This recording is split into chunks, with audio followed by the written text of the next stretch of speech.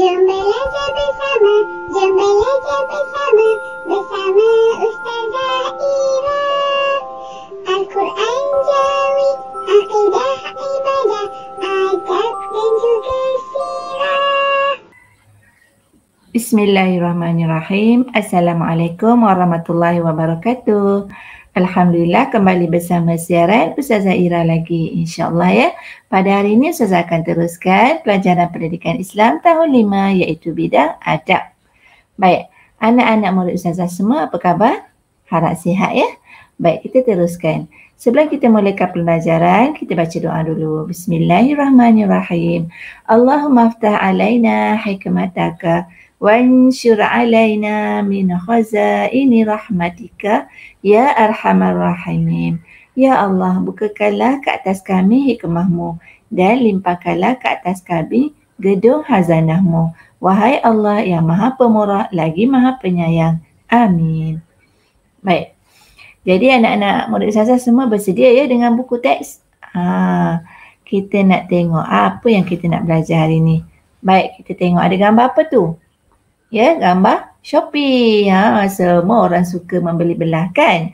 Shopee ni memang orang kata terkenal lah ya. Siapa yang suka shopping, yang suka membeli belah di rumah waktu PKP ni, inilah dia.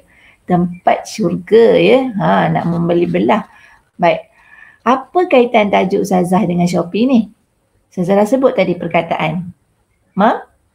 Membeli iaitu jual beli ya. Baik. Tajuk kita pada hari ini ialah jual beli ya, adab berjual beli. Ni adab jual beli. Okey. Kalau sinonim dengan murid-murid semua, kalau berjual beli ni di sekolah kita di mana? Kita membeli di kantin ya. Baik, ini gambar ya. Kalau kamu tengok buku teks kamu tu, ini gambar orang berjual beli ya. Ini murid-murid beratur di kantin ya. Ada adab dia. Baik. Buka buku teks kamu muka surat 166. Okey, kita teruskan ya. Baik. Apa dia objektif pembelajaran kita pada hari ini? Okey, objektif yang pertama, ya, Ustazah harap di akhir pembelajaran nanti anak-anak semua dapat menyatakan pengertian dan juga hukum berjual beli berdasarkan dalil nakli dengan betul. Ya. Dan yang kedua, menerangkan 4 antara adab jual beli dengan betul, dengan tepat. Baik, mungkin Ustazah akan terangkan lebih pada 4 lah. Ya. Baik, kita akan lihat ya. Baik, cuba kita lihat apakah dia pengertian jual beli. Ya. Jual beli ialah akad pemilikan harta yang memberikan kesan pemberian pemilikan secara kekal terhadap objek harta ataupun manfaat. Baik. Jual beli dimaksudkan dengan akad. Apa dia akad? Okey, akad ni bermakna macam ada satu lafaz lah ya. Yang menunjukkan kita ada urusan jual beli tersebut. Contohnya, okey, Ustazah membeli. Ya, Ustazah beli dan ada seorang penjual. Ya, bila Ustazah dah beli, Ustazah kata apa? Saya beli ya. Dan penjual tu kata apa? Saya jual. Itu maknanya akad. Pernah dengar tak akad ni? Ada biasa di kedai-kedai kan. Kadang-kadang kita lihat pakcik tu berakad. Bercakap dengan penjual tu. Dan ianya akad tersebut memberikan kesan pemberian. Bermakna bila kita dah berakad ada jual beli, bermakna barang yang kita beli tu dah menjadi pemilikan secara kekal. Okey, buku yang Ustazah beli, okey, buku tu menjadi hak milik Ustazah. Kekal hak milik Ustazah. Penjual tak boleh ambil balik. Ya. Dan sama ada yang kekal itu objek ataupun manfaat. Ya, ada kita beli manfaat. Okey, contohnya Shopee tadi. Ya, apa yang kita beli manfaat pada Shopee? Abang JNT yang menghantar barang kita kan. Kita bayar servis dia. Kita bayar perkhidmatan abang Korea tadi. Okey, itu maksudnya manfaat. Ya, kita membeli manfaat. Ya, kita membeli sesuatu perkhidmatan ataupun kita naik bas, ya, kita bayar tiket bas apa semua kan. Kita tak beli bas tapi kita beli perkhidmatan bas tu, hantar kita, bawa kita. Itu maksud manfaat, ya. Baik, Ustazah ulang sekali lagi. Jual beli ialah akad pemilikan harta yang memberikan kesan pemberian pemilikan secara kekal terhadap objek harta ataupun manfaat. Ya. Ada akad dan disebabkan akad tersebut kita dapat memiliki sesuatu barang secara kekal. Orang lain tak boleh ambil. Ataupun kita memiliki perkhidmatan tersebut secara kekal. Ya. Okey. Bermakna bila kita beli barang, barang tu menjadi hak kita. Ya, dan jual beli itu sah.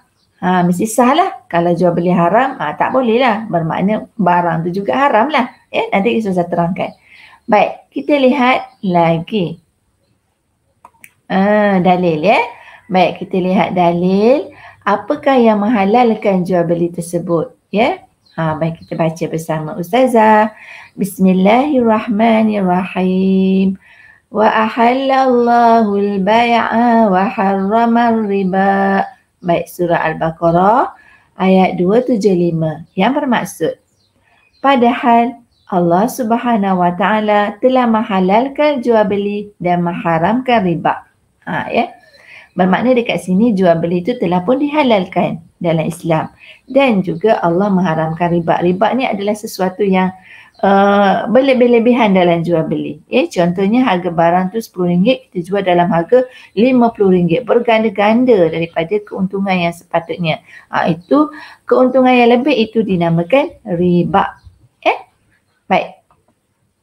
Kita lihat apakah hukum jual beli. Hukum jual beli adalah harus selagi memenuhi syarat-syarat jual beli yang ditetapkan serta tidak melibatkan perkara-perkara yang diharamkan dalam Islam. Jual beli ni harus. Contohnya kita pergi kedai, kita pergi pasar raya, kita belilah. Ada akad dan kita bayar duit, bermakna itu adalah sesuatu yang harus. Dan ada jual beli yang haram. Syarat dia. Kalau kita beli sesuatu yang haram, barang haram. Contohnya barang yang babi ataupun benda yang kita tak boleh makan yang haram di sisi Islam, kalau kita beli itu bermakna jual beli kita dah dikira haram. Baik. Seterusnya kita lihat ini dia adab penjual Okey. Kita lihat apakah adab penjual dan juga pembeli. Itu dalam kita berjual beli, kita pergi kedai, kita pergi pasar raya, kita jaga tingkah laku kita. Barulah kita menjadi seorang Muslim yang ada adabnya. Baik, kita lihat. Adab penjual. Yang pertama, mesra dan mudah senyum. Kalau kita pergi ke kedai, penjual tu senyum, seronok je. Kita pun rasa macam mana? Seronok nak masuk kedai tu kan? Jadi, kalaulah anak-anak semua pernah duduk di kedai, tolong ibu ayah berniaga. Jadi, buat muka yang senyum selalu bagi customer ataupun pelanggan kita seronok nak masuk ke kedai kita. Yang kedua, jujur, berterus terang serta tidak menipu dalam timbangan dan juga sukatan.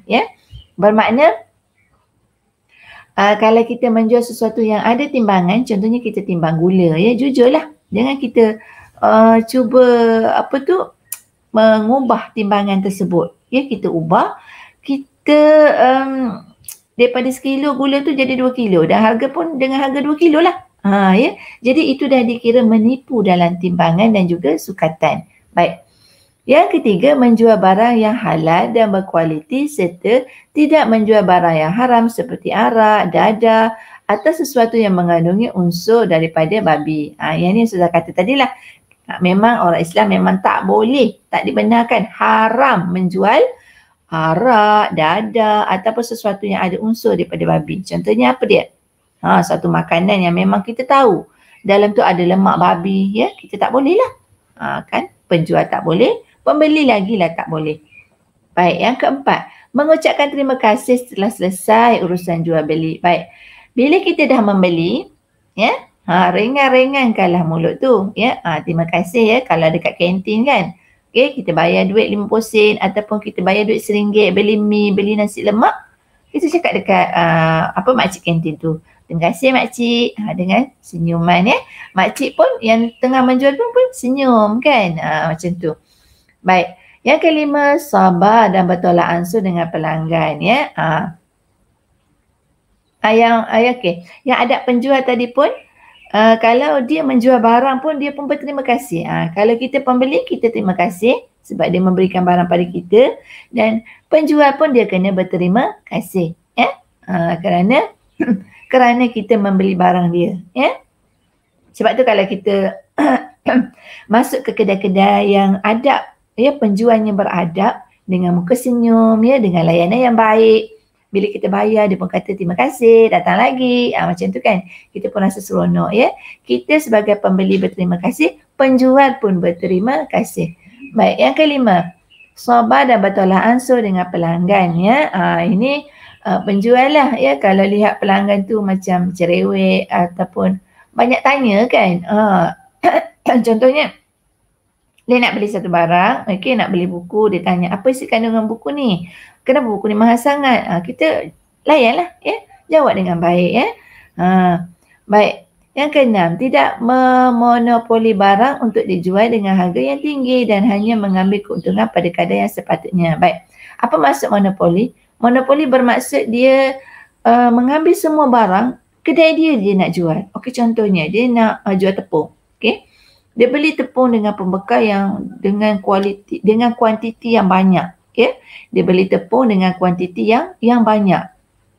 Dan dia sorok tepung tu. Waktu dia jual, dia ambil dalam 10 dulu, dia jual dengan harga biasa. Tapi bila kedai-kedai lain dah habis tepung, sebab dia dah beli banyak tepung kan, jadi dia pula jual dengan harga yang tinggi sebab kedai lain dah tak ada. Jadi dia jual kedai dia dengan harga yang tinggi. Orang terpaksa pergi kedai dia untuk membeli barang tersebut. Itu maksud monopoli. Okay? Faham, ya? Baik. Dan yang ketujuh, mengelakkan elemen riba. Jadi penjual memang tak bolehlah riba, macam saya bagi tahu tadi. Penjual tak boleh meletakkan harga yang terlalu tinggi. Okay, contohnya harga barang tu sepatutnya jual apa?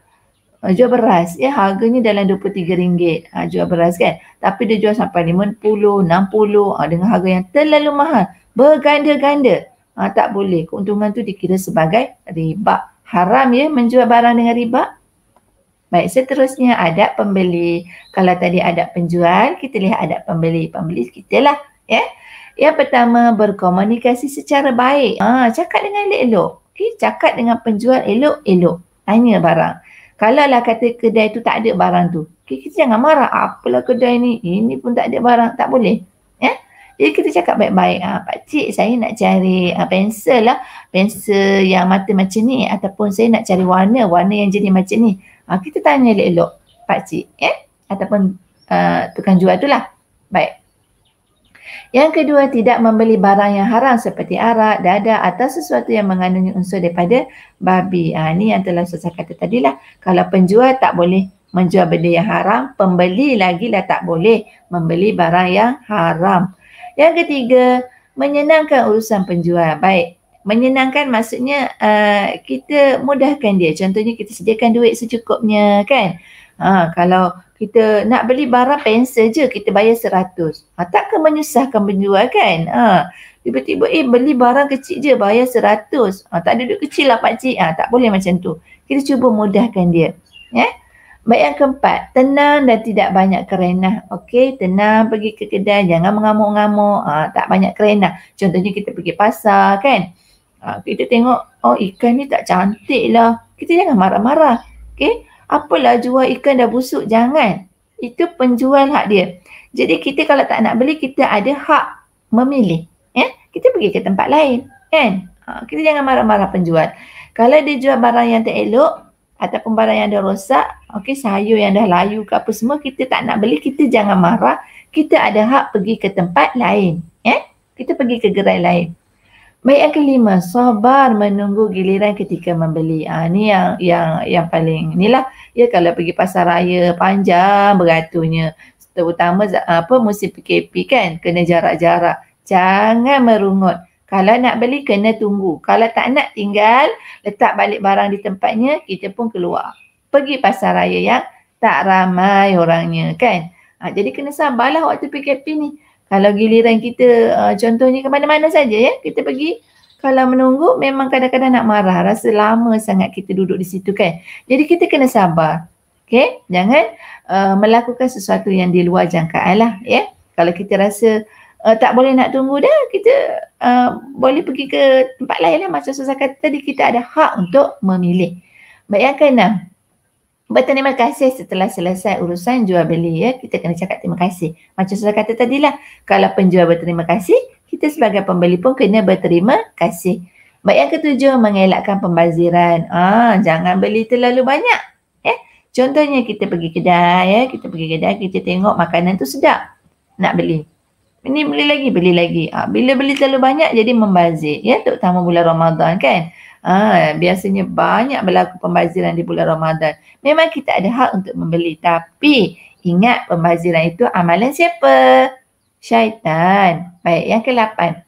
Bertimbang rasa, terutama ketika kekurangan stok barang. Okey. Kena timbang rasa lah, ya. Kalaulah barang yang dihadkan tu, contohnya minyak di pasar raya kan. Dihadkan. Seorang beli sebungkus je, tapi dia tamak. Dia nak beli 3-4 bungkus. Jadi orang lain tak ada, tak dapat.